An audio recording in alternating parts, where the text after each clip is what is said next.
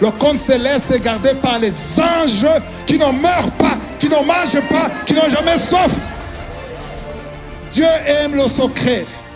Que ce soit la prière, Dieu aime le secret. Que ce soit l'offrande, Dieu aime le secret. Amen, amen. Dieu veut être honoré, c'est tout. Investir au ciel, c'est honorer le Créateur. Quand tu honores le Créateur, il est touché. On n'arrose pas une fois, on arrose tout le temps. Chaque fois que Dieu te donne quelque chose, tu dois arroser. Dieu aime, c'est lui qui donne avec quoi? Il n'y a pas un semeur créditeur au ciel qui mourra jamais de faim. Jamais. Tu peux passer à travers les moments difficiles. Tu peux traverser la pauvreté, mais tu ne mourras pas et tu auras toujours la provision d'une façon spectaculaire, miraculeuse. J'ai vécu ça. Tu peux vivre ça en attendant le temps convenu, le temps préparé par Dieu, où Dieu interviendra matériellement et physiquement. Alléluia. Amen. Gloire à Dieu. Amen. Est-ce que je peux voir ceux qui sont venus ici pour la première fois, la toute première fois, dans la conférence de Kangoka? Waouh! Applaudissez pour eux. Amen. Est-ce que je peux voir les Congolais seulement? Waouh! Waouh! Ils ont même des drapeaux. Il y a des Quinoises. Il y a une sœur quinoise que j'ai rencontrée la semaine passée. Est-ce qu'elle est ici? Mireille, elle est où? Waouh, elle est là. Mireille avec les autres Congolaises, levez-vous. Elles sont quinoises. Alléluia. Banakin. Sangonini. Zambia Pambolayo. Boyei Malamu na Burundi. Vous comprenez rien de Burundi. Je dis, soyez les bienvenus au Burundi. Alléluia. J'aime beaucoup les Congolais. Alléluia. Il y a beaucoup de Congolais. Je peux encore voir les Congolais ici. Alléluia. Ouais, je suis venu aussi avec ma famille. Normalement, je viens seul. Il y a ma famille, il y a mes enfants, il y a ma femme. Lève-toi. Alléluia. Alléluia. Il y a aussi mon pasteur et son épouse. Alléluia. Je sens déjà la présence de Dieu. Je sens la soif. Ce qu'on appelle en anglais expectation. Il y a l'attente. Alléluia. Qui sont prêts pour la parole? Qui sentent déjà que ça sera fort? Alléluia. Gloire à Dieu. Waouh. Est-ce qu'il y a la sœur Yvette de Bruxelles? Lève-toi. Elle est de l'équipe Kangoka. Elle vient de Bruxelles. Amen. Amen. Il y a plus de 10 ans, il y a une sœur dans le Seigneur qui m'a appelé. C'était avant même que Kangoka commence. Elle m'a dit, je suis désespéré. J'ai dit, pourquoi? Je me prépare pour 3 jours de jeûne et prière sec, sans manger. Je dis, c'est bien. Non, tu ne comprends pas, je suis désespéré. Elle me disait, est-ce que c'est... J'espère que Dieu va intervenir. Je dis, bien sûr, si tu pries, il va intervenir. Et je dis, quel est le problème? Elle m'a dit, ça fait 2 mois, 2 ans, que je ne paie pas la dîme. Et j'ai lu dans la parole de Dieu, dans nombre, que si je suis en retard, il y a aussi 5% de retard. Et j'ai essayé de compenser, je ne peux pas. Même si je prends un crédit, je ne serai pas capable. J'ai essayé avec la banque, ça ne marche pas. Et je lui ai demandé, est-ce que tu crois que si tu pries 3 jours de jeûne, ça va se débloquer? Oui! Je dis, pourquoi? Parce qu'il y a un esprit, en Kirundi, on appelle ça Ignatsi. Ignatsi, c'est comment en français? Esprit de malédiction? Dépossession. Waouh, c'est dans le dictionnaire. Il y a possession et dépossession. Un esprit qui vole les finances Tout ce que tu gagnes, même si tu gagnes beaucoup d'argent, tu ne sais pas où ça va. Chez nous, on appelle ça ignati, je ne sais pas en français, mais c'est la malédiction financière.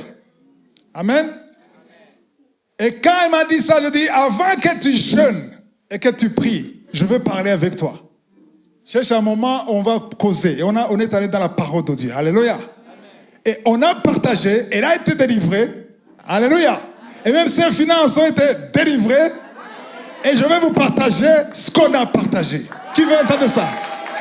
Aïe, aïe, aïe. Beaucoup de chrétiens, même parfois les pasteurs, ils ne veulent pas qu'on touche là. Ne touchez pas à l'argent. Parlez du Saint-Esprit, parlez des dons spirituels, parlez des fruits, parlez de Satan, c'est bon. Mais ne parlez pas de ça. Le diable a su créer la peur. Et les gens ont peur d'en parler. Mais pourtant, quand il faut dire aux gens d'amener 10 000 $ ici, 5 000 $, 3 000 $, on en parle. C'est bon. Alors maintenant, je vais essayer de vous expliquer ce que j'ai expliqué à la sœur. Alléluia. Parce qu'elle a été délivrée et après j'ai fait un enseignement sur ça. C'était avant qu'Angoka, j'écrivais. Et j'ai essayé de lui montrer que nous sommes dans la nouvelle alliance. Elle, quand elle me parlait, elle était dans l'ancienne alliance. Parce que tous les versets qu'elle m'a montrés, ce sont des versets de l'ancienne alliance. Amen.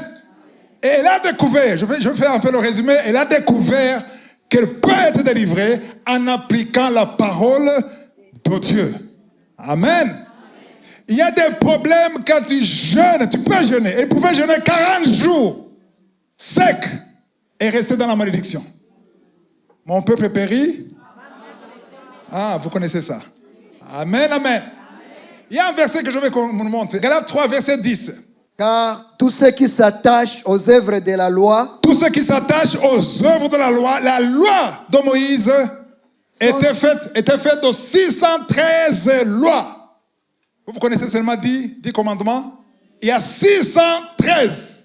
Donc, quand tu t'attaches à la loi, car tous ceux qui s'attachent aux œuvres de la loi ceux qui voilà, sont continue. sous la malédiction. Sous la malédiction. Car il est écrit. Pourquoi est-ce que quand tu t'attaches à la loi, tu es sous la malédiction? Pourquoi? Il va nous expliquer pourquoi.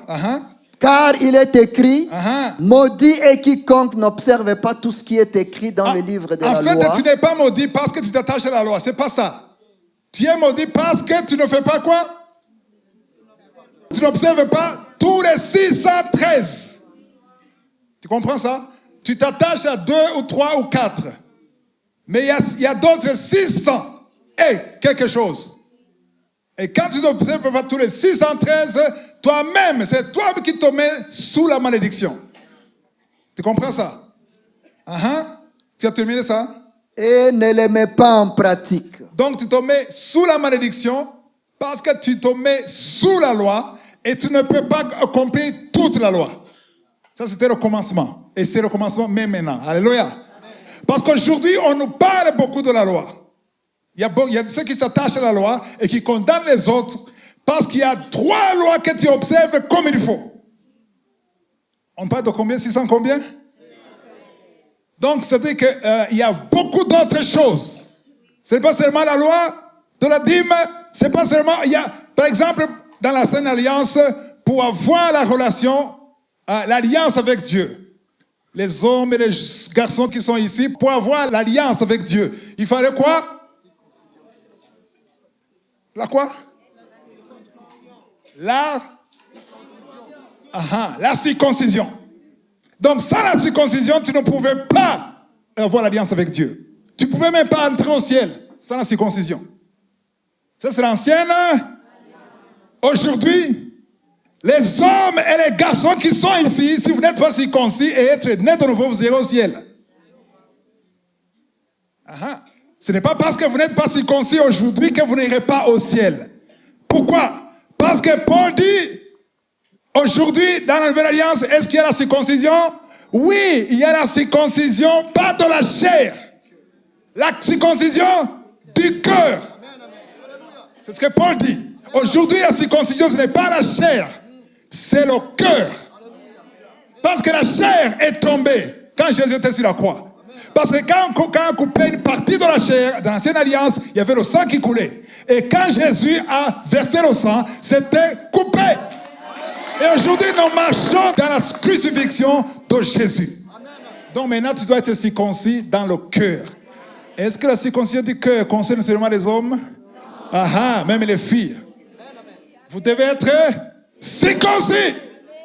Pas physiquement, mais... vous avez tout compris. Amen. Déjà, ça, c'est la base pour comprendre qu'on ne peut pas avoir peur. Je me payer les 5% de retard. Vous comprenez ça? Amen. C'est pour ça que dans le Nouveau Testament, quand on parle de donner de l'argent, Jésus a beaucoup parlé de l'argent. Paul a parlé de l'argent. Où est-ce qu'il a dit, vous êtes condamnés pour les 10%? Par contre, dans la Nouvelle Alliance, on donnait pas 10%, pas 20%, 100%. C'est ça la Nouvelle Alliance. Alléluia. 100%, ça ne veut pas dire que tu dois vider ton compte amené à l'église. Ce n'est pas ça. 100%, ça veut dire que tout ce que tu as, tu dis, tout ce que j'ai ne m'appartient pas. Ça t'appartient. Et tu seras guidé par le Saint-Esprit. Quand il te dit 30%, tu ne discutes pas. Même si tu te disais 100%. Parce que dans les actes des apôtres, parfois, le Saint-Esprit disait, donne tout. On ne discutait pas parce qu'il n'y avait pas de limite. Parce que quand il dit 10% c'est pour moi, non, 10% c'est pour Dieu, et moi je sais combien? Qui est majoritaire? Entre moi et Dieu. Amen. Donc tu dis, tout est pour toi. Pour moi c'est combien? Combien? 0. Vous avez peur. Vous pouvez lâcher. Ceux qui ne parlent pas, ils ne veulent pas lâcher. Tout c'est pour qui? Et pour toi, c'est combien? 0. Tu as dit 0, les anges ont entendu. Amen, amen. Donc, on commence dans Philippiens 4, verset 19 d'abord. Verset 19. Et mon Dieu pourvoira à tous vos besoins, selon sa richesse, avec gloire en Jésus-Christ. Alléluia. Qui a déjà entendu ce verset? Très peu. Ça m'étonne. Wow. Qui a déjà entendu ce verset? Et mon Dieu pourvoira tous vos besoins selon sa richesse avec gloire en Jésus-Christ. Ah bon, ça m'étonne. Parce que normalement, c'est un verset populaire. Surtout chez les jeunes. Amen. Les jeunes aiment le verset, surtout ceux qui aiment attraper les bénédictions. Et mon Dieu pourvoira. Et tu mets sur le mur, tu mets partout, sur ton téléphone, sur ton statut. Mon Dieu pourvoira. Mais le verset ne commence pas par mon Dieu. Commence par quoi? Quand il y a et, ça veut dire quoi? Il y a des choses avant qui font que tu confesses ce verset. Alors, je vais vous montrer que ce verset, ce n'est pas pour tout le monde. Il y a des conditions pour que ce verset soit réel pour toi. Amen. Ça, c'est Paul qui a dit ça. Il a dit ça aux Philippiens. Il n'a pas dit ça à tout le monde, mais il y a des conditions, on va voir ça. Le verset 15. Vous le savez vous-même, Philippiens. Maintenant, il s'adresse à qui? Aux Philippiens. Vous savez vous-même? Philippiens, au commencement de la prédication de l'évangile. Au commencement de la prédication de l'évangile. Lorsque j'ai parti de la Macédoine. Il est parti d'où? La Macédoine. Aucune église n'entra en compte avec moi pour ce qu'elle donnait et recevait. Alors, il était où en Macédoine? Il était allé prêcher, servir Dieu chez les Macédoniens. Et avant de partir, il y a eu des offrandes, oui ou non? Oui. Qu'est-ce qu'ils ont donné à Paul? Combien? 0. Il est venu les prêcher, il est parti 0. Ils ont fait les offrandes, ils ont fermé à double clé, ils ont dit, oh, serviteur de Dieu, que Dieu te bénisse. Bon voyage. Comme beaucoup d'églises en Afrique aujourd'hui. Tu es béni, vas-y. Alors, il ne se lamente pas, je précise, il ne se lamente pas. Il veut seulement aider les Philippiens pour les encourager. Alléluia. Donc, aucune église de la Macédoine, dans tout ce qu'elle est réservé et donné, n'ont rien fait. Verset 16. Vous fûtes le seul à le faire. Dites les seuls. C'est-à-dire que les autres n'ont pas fait ça, mais vous l'avez fait. Vous faites les seuls à le faire. Ça dit quoi? À faire quoi? Car vous m'envoyez déjà à Thessalonique et à des reprises. Attends, il est où? À Thessalonique. La provision financière vient d'où? D'où? Pas des Thessaloniciens. D'où? Des Philippiens. Alors qu'il est en train de servir où? À Thessalonique. Pas seulement une fois. Ils ont payé l'hôtel, ils ont payé le transport, tout. Et encore une fois, 2 fois, ils ont refait ça. Alléluia. Vous comprenez que le verset 19 n'est pas pour tout le monde. Le verset 19 est précis. À 2 reprises, de quoi pouvoir à mes besoins. Amen.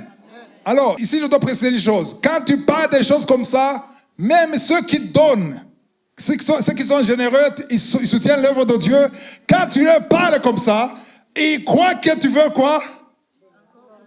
Les encourager pour qu'ils te donnent toi-même plus. Tu vas dire, il est content maintenant, il veut qu'on donne beaucoup plus. Et les Philippiens aussi pouvaient penser comme ça. Parce qu'ils sont des humains comme nous. Comme Paul le savait, il a été clair. Le verset 17, qu'est-ce qu'il a dit? Ce n'est pas que je recherche le don, mais je recherche le fruit qui abonde pour votre compte. Je ne le dis pas pour que vous donniez plus. Je ne dis pas ça pour moi. Je dis ça pour qui? Vous dormez. Normalement, quand il y a des Congolais, il devait y avoir le feu. Hein? Les Congolais, normalement, répondent. C'est pour qui? Il dit ça pour qui? Il s'adresse aux Philippiens et il précise qu'il ne dit pas ça pour Paul. Amen. Il dit, je ne dis pas ça pour que vous donniez de l'argent, je le dis pour votre compte. Le titre, c'est le compte céleste. Il y a un compte au ciel. Chacun ici, ceux qui sont ici, ceux qui sont sur Internet, ils ont un compte où? Au ciel. Que tu le veuilles ou pas, il y a un compte. Que tu dises amen ou pas, il y a un compte. Que tu sois d'accord ou pas, il y a un compte. Que tu travailles, que tu sois un étudiant, il y a un compte. Un élève. Le compte, ce n'est pas l'argent, c'est le cœur. Amen. Même si tu n'as pas l'argent, est-ce que tu donnes pour le royaume? Et est-ce qu'il y a ceux qui ont un compte ici? Dans cette salle. Vous avez un compte?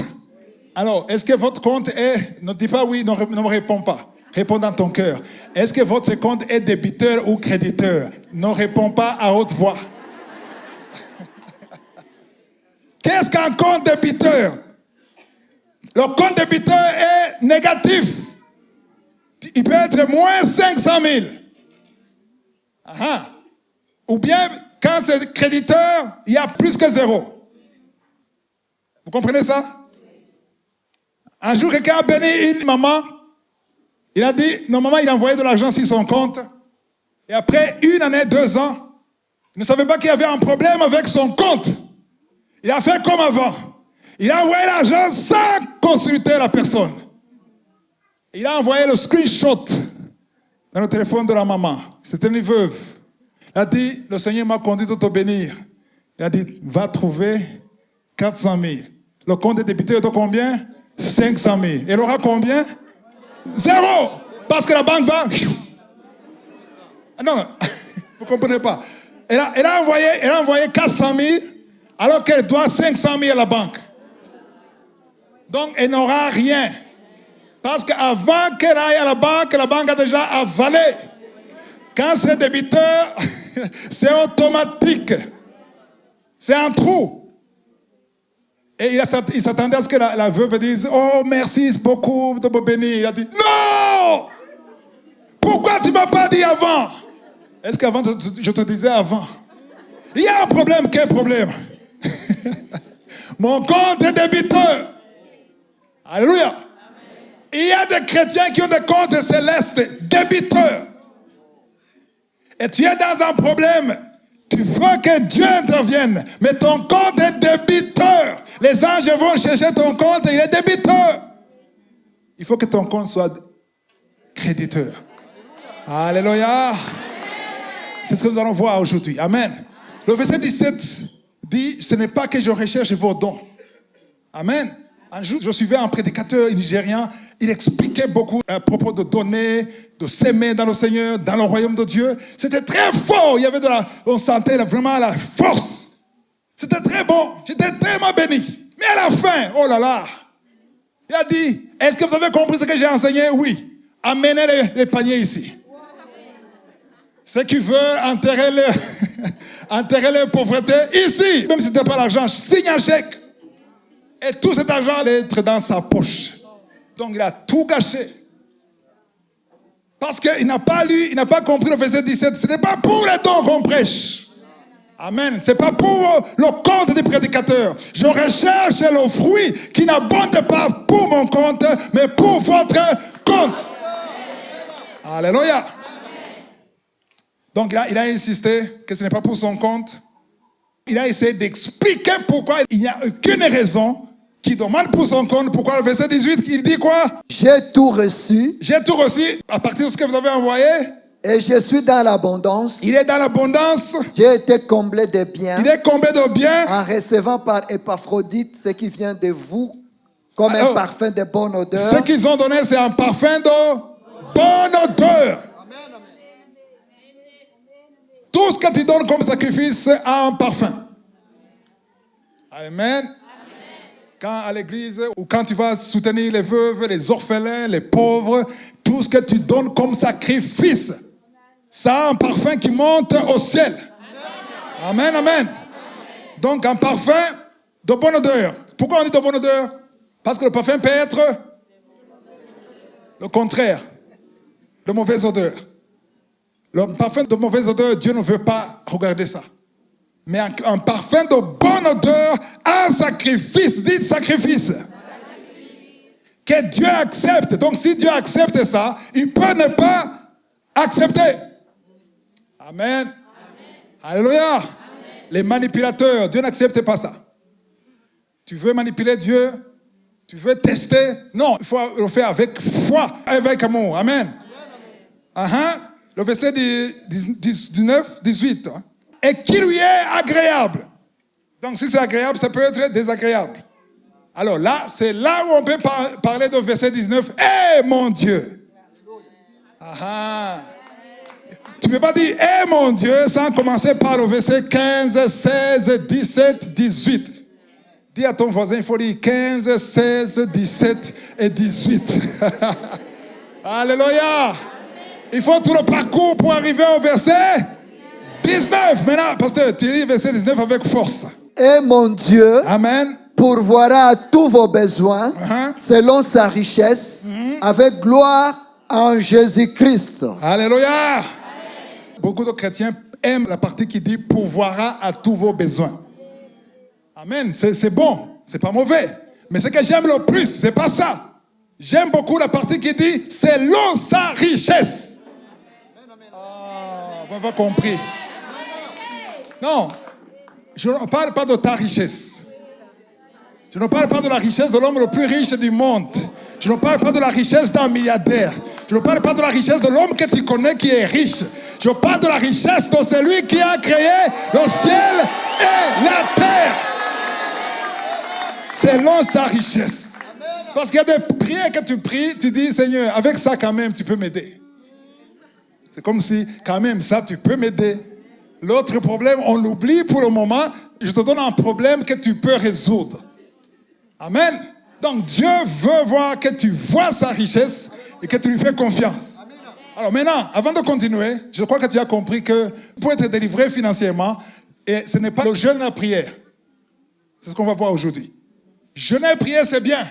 Mais parfois, ça ne marche pas parce qu'il y a des principes de Dieu. Il faut connaître les principes de Dieu et mettre en pratique les principes de Dieu. Amen. Parce que chaque fois que Dieu intervient financièrement, il y a un compte céleste pour toi. Et les anges vont tirer de ton compte. Amen, amen. Et il faut approvisionner ton compte. Alléluia. On va dans Matthieu 6. Matthieu chapitre 6, verset 19. Ne vous amassez pas des trésors sur la terre, où la teigne et la rouille détruisent, et où les voleurs percent et dérobent. Ok, maintenant, quand on dit ne vous amassez pas des trésors sur la terre, ça dit non, on ne dit pas qu'il ne faut pas investir dans le monde. Ce n'est pas ça. Mais on veut vous montrer qu'il y a quelque chose de plus important. Parce qu'ici, on dit que si tu mets à la banque, c'est bien. Dans Kanguka, c'est tous les jeudis, j'enseigne qu'il faut toujours mettre à côté. Oui ou non? Oui. La sagesse de la fourmi. Un chrétien sage doit épargner. Épargner, c'est bien. Épargner, c'est la sagesse de Dieu. C'est la sagesse qui a fait que Joseph est devenu le premier ministre. Quand le pharaon avait perdu la tête, c'est Joseph qui a montré comment épargner. Amen. Amen. Alléluia. Amen. Donc, épargner, c'est bien. Tu crées un compte épargne. Chaque mois, tu mets quelque chose à côté. C'est la sagesse. Et il faut continuer. Mais ne te limite pas là. Parce que tout ce que tu mets à côté, tu mets là où il peut y avoir de la rouille et de la teigne. En 2008, il y a des Européens, des Américains qui avaient mis beaucoup d'argent, des millions, des milliards dans des banques. Il y a une crise financière. Ce qu'on appelle la dépression. Amen. En 2008, il y a eu beaucoup de banques qui ont chuté, fermé. Et tu as mis des millions, c'est fini. Tu as mis là, pendant des années ça a marché, mais à un certain moment, il y a eu la teigne. Donc, épargner, c'est bien, mais il faut savoir que tu mets quelque part où ce n'est pas sûr à 100%. Tout ce que tu mets, tu investis dans le monde, c'est très bien. L'assurance, préparer ta retraite, tout ça, c'est bien, c'est de la sagesse, mais ça ne suffit pas. À côté de cela, il faut aussi épargner au ciel. Épargner sur la terre, c'est bien, mais il faut épargner aussi au ciel. Parce que quand tu pries pour que Dieu intervienne financièrement, les anges vont souvent, ne vont pas dans l'épargne sur la terre souvent, ils vont dans l'épargne au ciel. Quand au ciel, c'est créditeur, et que tu n'as rien sur la terre, c'est là où tu verras le miracle. Ça, j'ai vécu ça plusieurs fois. Alléluia. Amen. Tu vois, Dieu crée une voie impensable. Il crée une situation que tu ne pouvais pas imaginer, mais il résout toujours le problème. Alléluia. Donc, il faut épargner au ciel. Il y a une chose que je vais vous dire. Quand tu aides ton enfant, tu paies les frais scolaires pour ton enfant, tu fais très bien. Et tu investis dans ton enfant. Oui ou non? Tu investis dans ton enfant pour qu'il ait une bonne éducation, que plus tard, il devienne quelqu'un. Donc, tout ce que tu investis dans ton enfant, tu n'investis pas au ciel.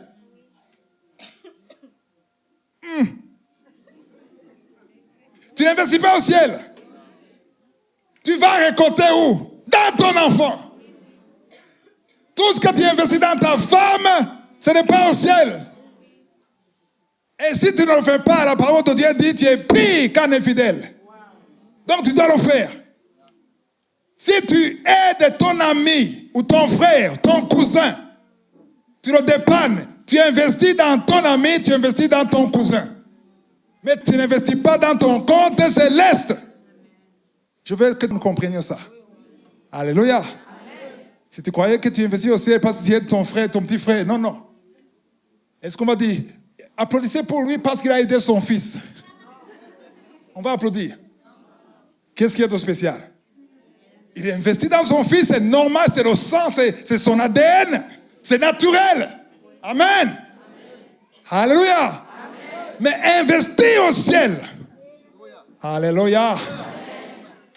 C'est quand tu investis en pensant à ton Seigneur. Tu vois quelqu'un dans l'église qui ne mange pas. Ça fait 2 jours qu'il ne mange pas. Tu le sais. Tu sais qu'il ne mange pas. Tu essaies de l'aider pour manger. Tu n'as aucun lien. Ce n'est même pas ton ami. Mais tu vois que c'est quelqu'un qui est dans le Seigneur. C'est un enfant de Dieu. Tu le fais pour le Seigneur. Tu vois une veuve qui est malheureuse. Elle a son enfant qui ne peut pas aller à l'école, qui peut être un délinquant. avec ton revenu, tu dis, je vais payer les frais scolaires pour ton fils, pour la gloire de Dieu. Là, tu investis au ciel. Parce que la parole de Dieu dit que c'est lui qui soutient un pauvre. Il fait quoi? Il prête à qui? Amen. Tu ne prêtes pas aux pauvres, tu prêtes à Dieu. Autrement dit, les pauvres sont une propriété privée de Dieu. Les veuves sont une propriété privée de Dieu. Je ne vous sens pas. Amen. Jésus a dit, c'est lui qui donne un verre d'eau à un de ses disciples parce qu'il est mon disciple. Pas parce qu'il se connaît. Pas parce qu'il est un enfant du quartier. Non. Parce qu'il est mon disciple. Il aura la récompense du disciple. Parce qu'il a fait ça pour moi, le Seigneur Jésus. C'est la motivation. Pourquoi tu fais ça? Quand tu investis au ciel, tu ne penses pas à toi. C'est pour ça que tu peux aider quelqu'un qui est ingrat. Amen. Qui ne te dira jamais merci. Bien sûr, tu ne seras pas motivé de lui donner encore.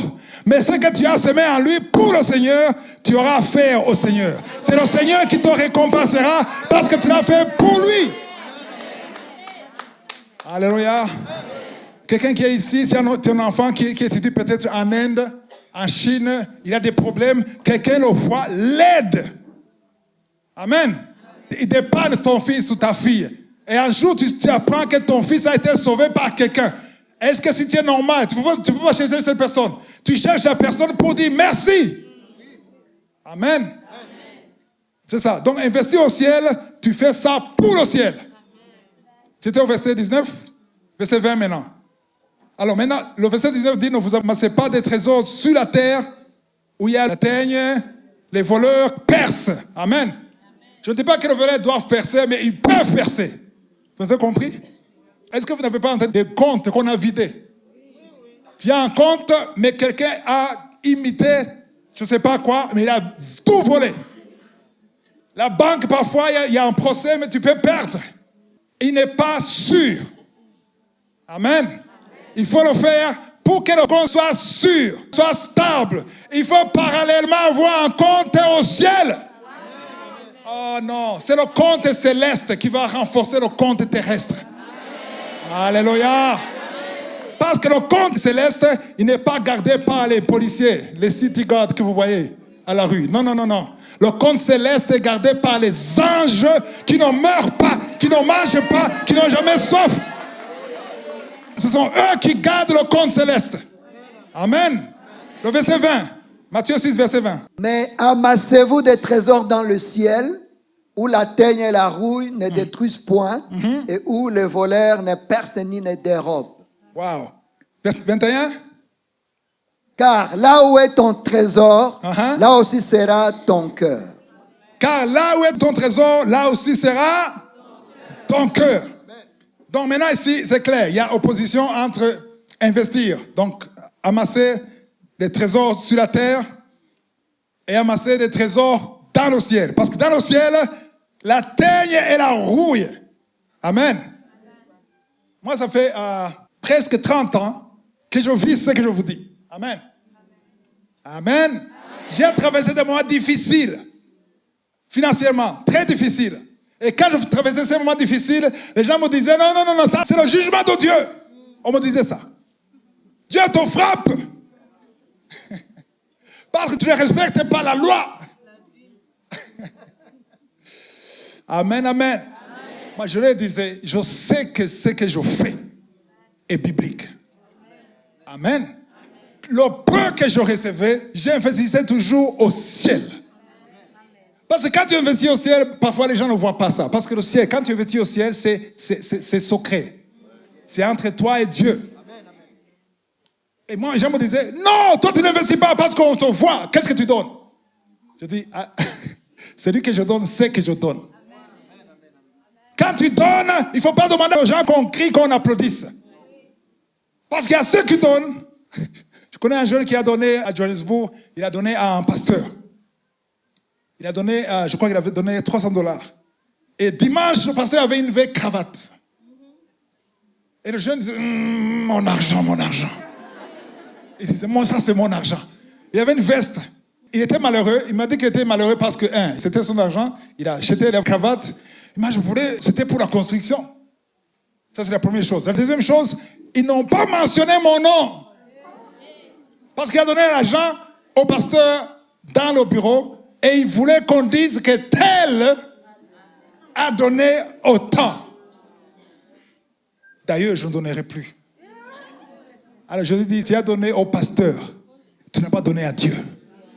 Parce que quand tu donnes à Dieu, tu n'as pas besoin que le pasteur parle de toi. Alléluia.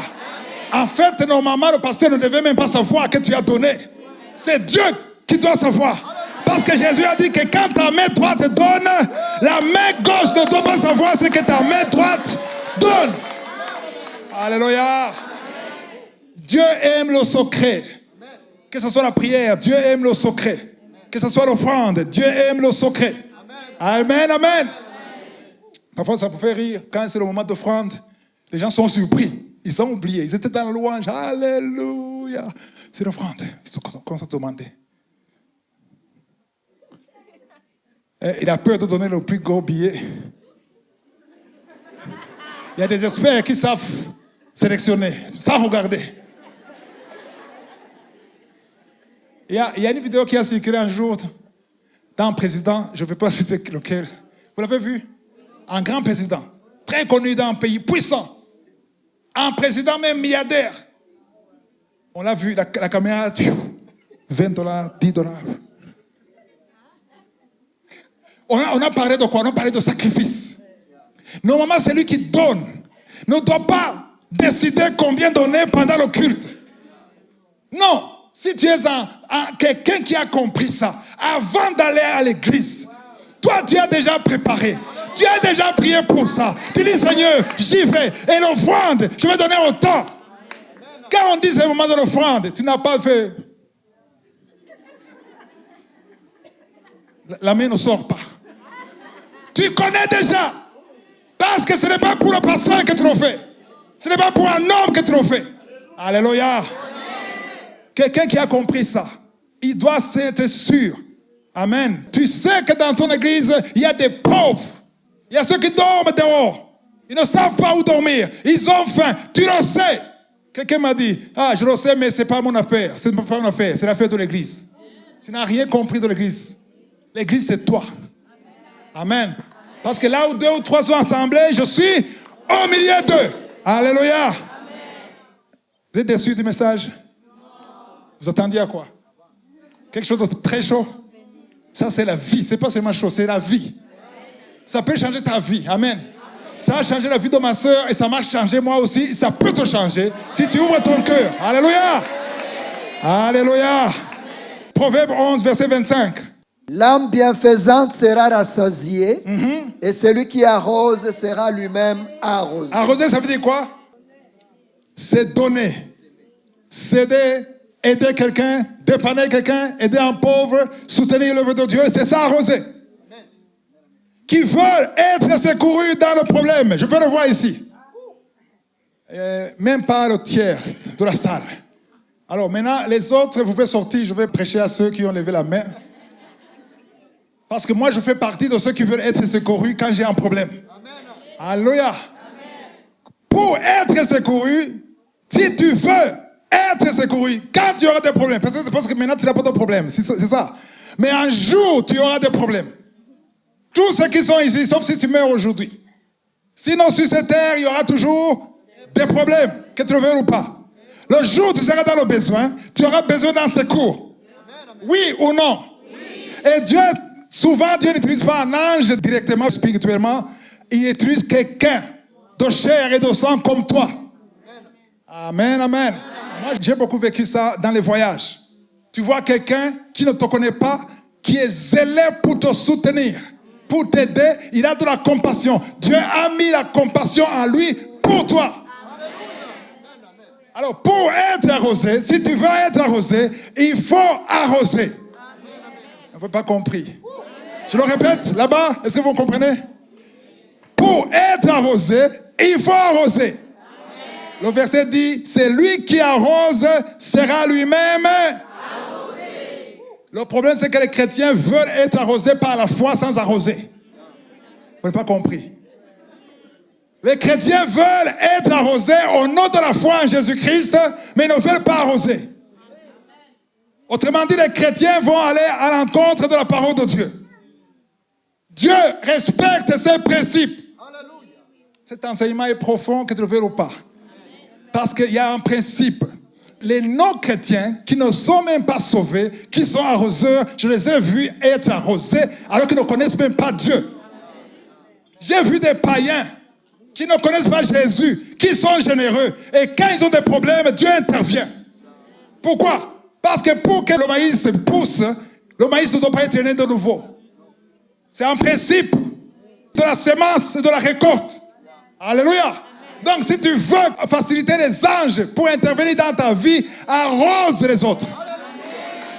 Arroser les autres, ça veut dire quoi? Bénir les autres. Est-ce qu'on bénit quelqu'un parce qu'on est riche? C'est ça le problème. On croit qu'on bénit quelqu'un parce qu'on est riche. Le message de bénir quelqu'un, ce n'est pas pour les riches, c'est pour les humains. Alléluia. Même si tu n'as pas beaucoup, le peu que tu as. Jésus a dit, cette veuve, cette pauvre veuve, ah non, elle a donné très peu. D'après ce que nous voyons, parce que Jésus était proche du panier, ce que la parole de Dieu dit dans Luc 21, je crois, et Jésus regardait dans le panier. Il y a un prédicateur qui disait, à tous ceux qui me demandaient où est assis Jésus dans l'église, il a dit, il est proche du panier. Mais c'était une blague. Il a dit, il est là. Il regarde ce qui est dedans. Même si tu fermes avec 2 enveloppes, il voit dedans. Alors Jésus a dit, cette pauvre a donné plus que les autres. Riche. Physiquement, les riches ont donné beaucoup plus. Mais la pauvre a donné ce qui était riche, beaucoup, qui était valeureux pour elle. Amen. C'est là où j'ai tiré la phrase que je dis souvent. Ce qui n'a pas de valeur pour toi, n'a pas de valeur pour Dieu. Ce n'est pas la quantité. Non, ce n'est pas la quantité. C'est la valeur de choses que tu donnes par rapport à ta capacité. Un jour, je discutais avec un frère qui disait, moi je ne peux pas. Il faut comprendre la situation, ma situation. C'est quelqu'un qui était bien payé. Il avait une bonne situation financière. Il disait, je ne peux pas donner. Je ne peux pas aider les pauvres, les veuves. Je ne peux pas donner dans l'église. Je dis, pourquoi? Les frais scolaires sont devenus très chers. Je dois payer. Il m'a montré. Je paye le loyer, les frais scolaires, le 20 de chaque mois. Je dois chercher. On appelle ça comment ici? Quoi? Un crédit? Découvert. Je dois demander un découvert. Un crédit pour qu'à la fin du mois, on doit retirer ça. Alors, je lui ai dit, tu sais pourquoi c'est difficile, c'est impossible pour toi? Parce que toute la liste que tu viens de me donner, ce sont tes priorités. Quand même, je suis responsable. Oui, tu es responsable. Ce sont tes priorités. Et j'ai dit, sur la liste que tu m'as donnée, où est Dieu? Il m'a dit, quand même, Dieu comprend. Oui, Dieu comprend que tu n'arroses pas. Et tu veux être arrosé alors que tu n'arroses pas. Alléluia. Sur la liste, Dieu devait être le numéro 1. Non, vous ne comprenez pas. Il doit être le numéro 1. Dieu veut être honoré. Avant tout, c'est lui qui commence. Tu fais toute la liste et tu... Oh Dieu, j'ai oublié Dieu. Et tu veux être arrosé? Pour ton information, Dieu n'a pas besoin de son argent. Dieu est riche. Il est la richesse. Il se suffit lui-même. Tu ne peux pas dire, Seigneur, je t'ai donné quand même, bénis-moi, sinon je ne te donnerai plus. C'est comme si tu le dépannes.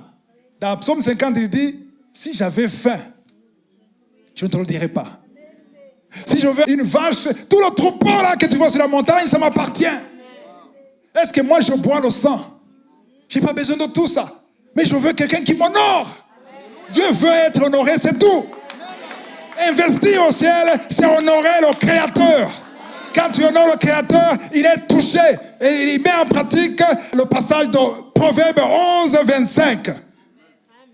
Ce que j'appelle le proverbe de l'arroseur. On dit souvent l'arroseur arrosé. Vous avez entendu ça? Quand tu arroses, tu seras arrosé. Mais le problème, le fermier Qui sème le maïs? Amen. Il met la graine dans la terre et il attend la période de la récolte. C'est ça?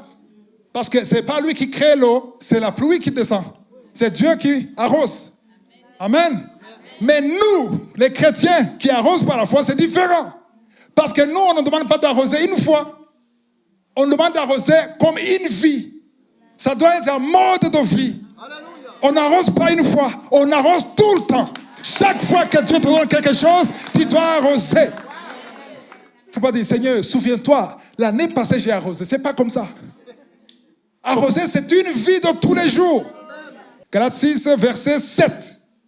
Verset 7. Ne vous y trompez pas. Ne vous y trompez pas. On ne se moque pas de Dieu. On ne se moque pas de Dieu. Ce qu'un homme aura semé, il le moissonnera aussi. Alors, si tu as semé 0, tu vas moissonner combien? 0. Et tu vas dire que c'est la malédiction, c'est héréditaire, c'est pas héréditaire, c'est toi. Parce que quand tu mets en pratique le principe de Dieu, tu casses la malédiction. S'il y a une malédiction de pauvreté dans ta famille, tu vas casser ça et tu vas commencer une nouvelle génération.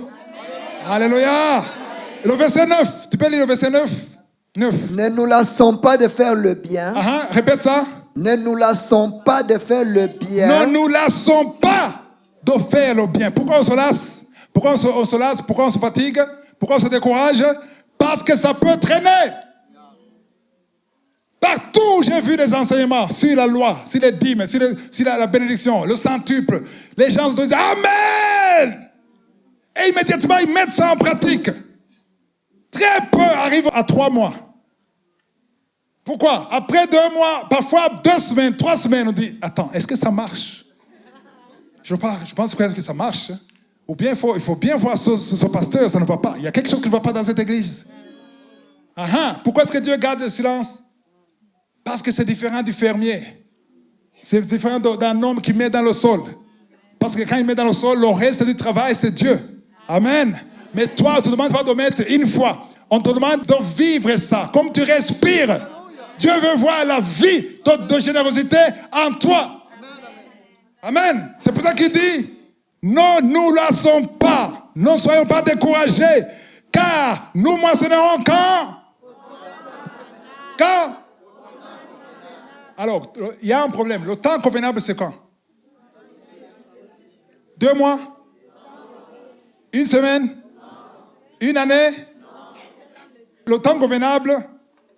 Si nous, alors il y a si nous ne nous. Donc, pour récolter, pour voir les anges agir, il y a une condition. Le si, c'est une condition. Donc, la condition, c'est quoi? Ne pas te relâcher. Ne pas te décourager. Continuer. La seule raison pour continuer, c'est la foi que la parole de Dieu fonctionne. Tu as la foi que le principe de Dieu fonctionne. Alléluia. J'ai compris ça en 2000, c'est là où j'ai bien compris ça. Et j'ai attendu 9 ans. Il y a ceux qui disent, non, moi je ne peux pas attendre 9 ans. Non. 9 ans, c'est moi. Toi, ça peut être 5 ans. Ça peut être 2 ans. Ça peut être 15 ans. Ça peut être 20 ans. Il n'y a pas d'amen. Ça peut être 2 mois. Ça peut être 2 semaines. Ça peut être 1 semaine. Ça peut être 10 ans. Ça dépend de quoi? La volonté de Dieu dépend de quoi? De ton attitude. Plus tu es humble, plus tu es dans la sanctification. Alléluia. Plus tu as la foi. Et c'est rapide. Moi, ça a pris 9 ans parce que j'étais têtu. J'étais têtu, je ne comprenais pas, je faisais ça, je savais que c'était vrai, mais je me lamentais tout le temps. Je disais, Seigneur, non, jusqu'à quand? Mais je continuais quand même. Et je bloquais ça. Amen. Si maintenant, on pouvait faire marche arrière, l'heure retourne en 2000. Je ne pense pas que j'irai jusqu'en 2009. Peut-être c'est 2001. Parce que j'ai compris. le secret. Alléluia. Et c'est pour cela que je prêche. Que tu n'attendes pas 9 ans, 10 ans. Que tu dis, Seigneur, ça dépend de toi. Parce que quand tu fais ça pour Dieu, ça traîne, mais il y a toujours une sorte de miracle. Dieu intervient d'une façon ou d'une autre. Bien sûr, ce n'est pas la prospérité, ce n'est pas terrible, mais tu vis et tu avances et tu ne comprends même pas. Si on te demande comment est-ce que tu as vécu l'année passée, tu ne peux pas expliquer ça, mais ça avance quand même. C'est ce qui s'est passé pour le peuple de Dieu quand ils ont quitté l'Égypte. Ils ont passé 40 ans alors qu'il n'y avait pas de pluie, pas de récolte. Mais ils avaient l'eau. Il y avait le rocher qui les suivait partout. Il y avait toujours à manger. Il y avait la manne, qui n'était pas bon comme le poisson, bien sûr, mais il y avait la manne. Alléluia. Quand tu mets en pratique les principes de Dieu, Dieu intervient d'une façon ou d'une autre. Peut-être que tu n'es pas content de la façon qu'il le fait, mais il le fait quand même. Jusqu'au moment où tu vas comprendre. Et tu arrêtes les lamentations. Alléluia. Tu commences à proclamer avec foi. Alléluia. 2 Corinthiens 9, verset 6. Sachez-le, celui qui sème peu moissonnera peu. Celui qui sème peu moissonnera peu. Et celui qui sème abondamment moissonnera abondamment. Ce principe fonctionnait dans l'ancienne alliance et ça fonctionne aujourd'hui dans la nouvelle alliance. De la même façon. Tu veux peu, tu sèmes peu. Tu veux beaucoup plus et tu sèmes beaucoup plus. Et si tu sèmes peu, tu veux beaucoup plus, ça ne marche pas. Et le plus, l'abondance dont on parle ici, ce n'est pas par rapport au montant que tu donnes. C'est par rapport à ta capacité. Alléluia. Parce que ce qui a de la valeur pour toi a de la valeur pour Dieu. Voilà les enseignements que le peuple de Dieu a besoin d'entendre. Parce que la plupart des enseignements, c'est le terrorisme. Tu es maudit. Tu as volé Dieu. Il va te frapper. Il va frapper tes enfants. Tu vas dépenser cet argent à l'hôpital, au garage. Ça c'est du terrorisme. Pourquoi est-ce que ce sont les chrétiens qui vont dépenser au garage alors que les païens ne dépensent pas au garage? Pourquoi? Ça c'est pour faire peur. Et ceux qui font ça, ils veulent que vous lui donnez lui, pas Dieu. Alléluia. Amen. Quand il faut donner, donne à Dieu.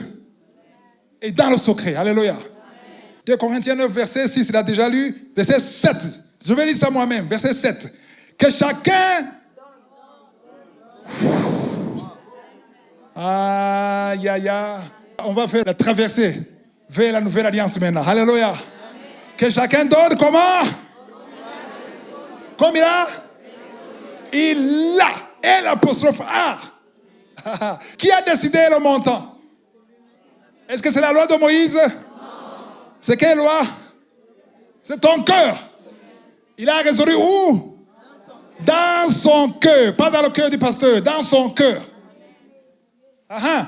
Il y a 2 conditions pour que Dieu accepte ton offrande, ton sacrifice. Quelles conditions? Sans tristesse. La plupart donnent avec tristesse. Pourquoi? Parce qu'ils ont peur d'être maudits. Pourquoi ils ont peur? Parce que c'est le message qu'ils ont entendu. Et aujourd'hui, je suis avec le marteau pour casser ce message. Pas! N'aie pas peur. Tu dois donner avec joie. J'ai toujours dit aux gens qui donnent avec tristesse, je ne sais pas, et mon enfant quand même, je veux aimer mes enfants. Je veux donner parce que j'aime mes enfants. Tu aimes tes enfants, tu n'aimes pas Dieu. Donc quand tu donnes en te lamentant, avec tristesse, tu donnes au pasteur. Tu ne donnes pas à Dieu. Je sais que beaucoup de pasteurs n'ont pas aimé ça, mais je sais que mon pasteur aime ça. C'est pour ça que je me permets de le dire. Alléluia! Sans tristesse ni contrainte. Contrainte, c'est quoi? Quand on te pousse. Il y a des églises comme ça. On te dit, mon frère, viens dans mon bureau. Dans le registre, ça fait 3 mois d'absence. Il y a des reçus. Oui, on donne des reçus. Alors, est-ce que tu travailles encore? Oui, pasteur. Est-ce que tu es payé? Oui, pasteur. Alors, hey, grandis! Pourquoi tu ne donnes pas? J'ai des problèmes, ma voiture, mon fils, mon enfant. On ne se moque pas de Dieu. Il va te frapper. Alors là, tu vas donner avec contrainte. Tu ne donnes pas à Dieu. Tu ne donnes pas à Dieu. Si tu faisais ça sur YouTube, ce n'est pas à Dieu que tu donnes. Ce n'est pas à Dieu que tu donnes. Pourquoi? Car Dieu aime. C'est lui qui donne avec quoi? Mon peuple périt. Tu donnes à un homme, pas à Dieu. On n'est pas appelé à donner aux hommes. Bien sûr, si tu veux donner à un homme, donne-lui.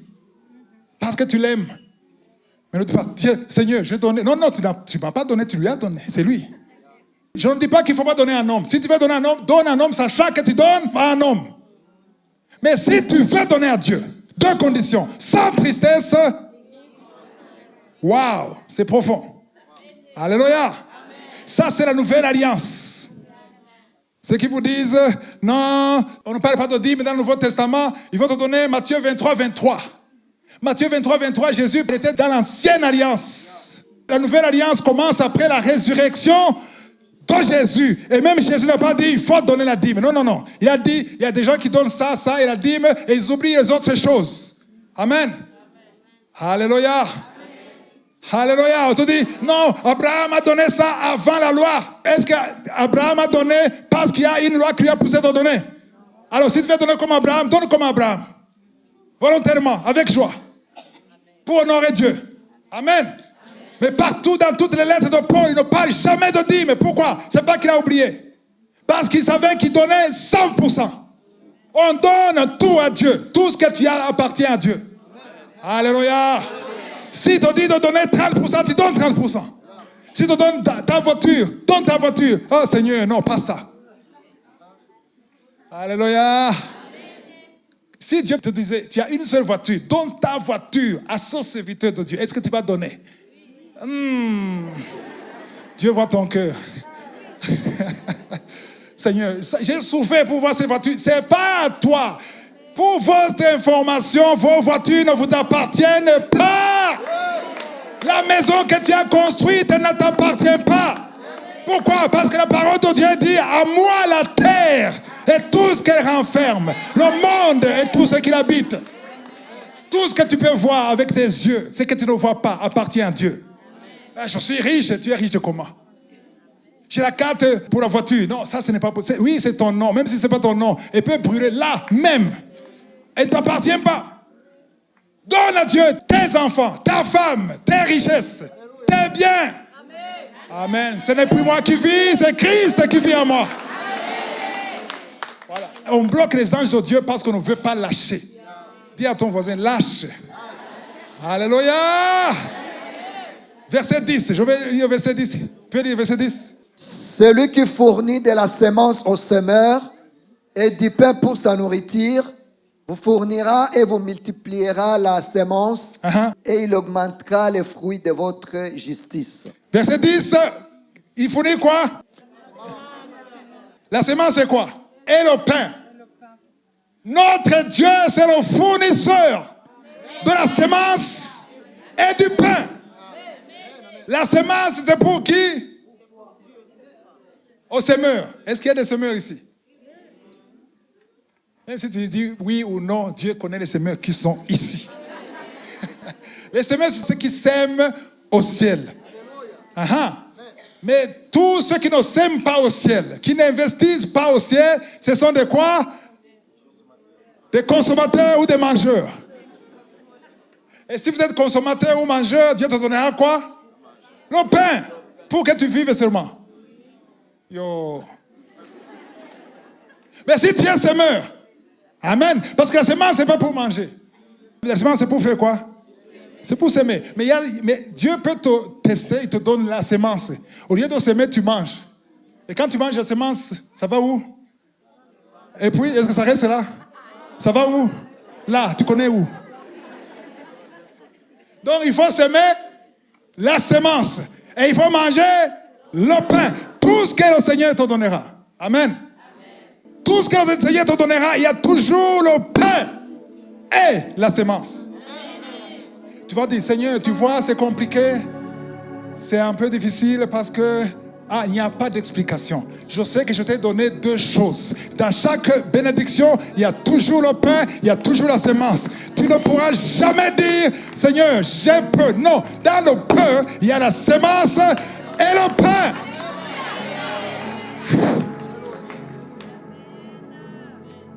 C'est la fin du message. Alléluia. Le compte céleste. La question est toujours la même. Est-ce que ton compte céleste est débiteur ou créditeur? Mon esprit m'a dit que beaucoup ici sont débiteurs. Même sur YouTube, il y a beaucoup qui sont débiteurs, qui pleurent, qui se lamentent parce que c'est débiteur. Parce que les anges montent au ciel pour chercher ton secours. Ils trouvent, oh, c'est fini, c'est moi. Mais quand c'est créditeur, les anges voient que c'est créditeur, ils prennent du ton compte pour te secourir. Il n'y a pas un semeur créditeur au ciel qui mourra jamais de faim. Jamais. Tu peux passer à travers les moments difficiles. Tu peux traverser la pauvreté, mais tu ne mourras pas et tu auras toujours la provision d'une façon spectaculaire, miraculeuse. J'ai vécu ça. Tu peux vivre ça en attendant le temps convenu, le temps préparé par Dieu, où Dieu interviendra matériellement et physiquement. Que ceux qui ont les oreilles spirituelles pour entendre, entendent le message du Saint-Esprit que je suis, vous bénisse.